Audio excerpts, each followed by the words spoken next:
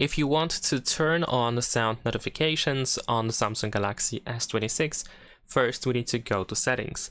In here, if you scroll down, you should be able to find accessibility, and then once we go to accessibility, proceed to hearing enhancements. In here, you should be able to find sound notifications. You can create a shortcut to be able to quickly enable or disable it. You can also tap on open sound notifications actually, in order to see this welcome message. Over here we need to set it up, which is pretty straightforward. You can choose which sounds should be detectable by the phone. Of course, you can exclude some of these sounds if you don't care about them, and then we can tap on a turn on and allow the app to send you notifications, of course. And there we go, the app is pretty much running. You can also try out the demo. You can also tap on this field over here where it says listening for a sound, in order to once again adjust sounds that should be detected by the phone. And that is pretty much it. Leave a like and subscribe.